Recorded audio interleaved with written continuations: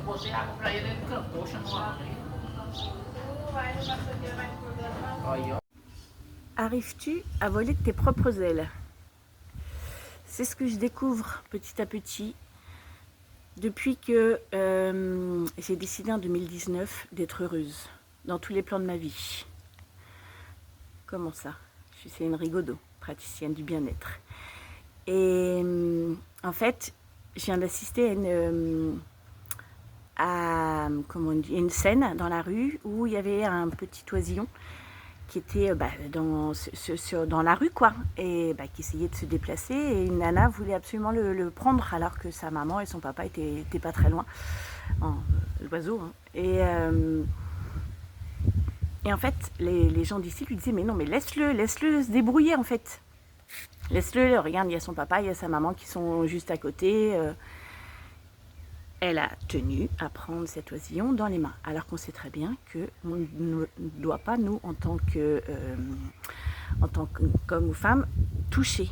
Elle l'a pris. Après, les parents ont disparu. Donc les gens lui ont dit, repose-le. Elle a fini par le reposer sur le bord d'une fenêtre, en se disant, oh là là, et en partant tout en ayant le cœur brisé.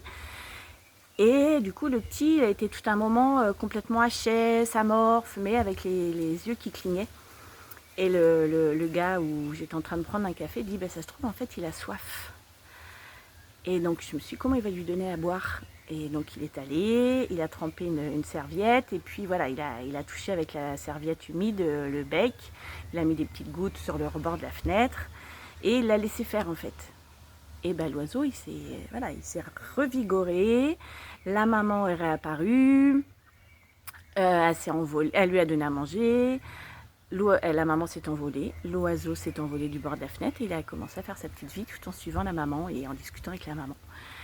Et en fait, jusqu'à quel point nous, on est autonomes, jusqu'à quel point tu voles de tes propres ailes sans dépendre de personne.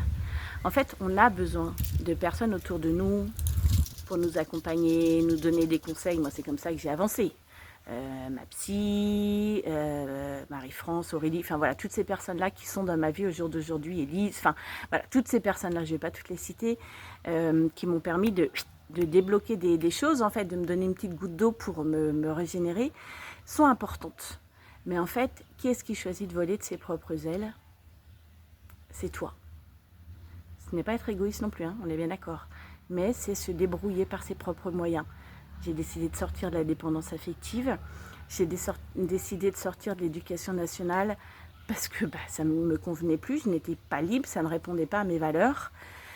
Et j'ai décidé de nouveau de quitter la France parce que c'est un pays qui ne me convient pas. Et d'aller dans un environnement comme le Brésil, où l'ambiance est complètement autre, où moi, mon environnement, je l'ai choisi. Voilà, donc voler de ses propres ailes, c'est être maître de notre vie, de notre bonheur, tout en répondant à nos valeurs.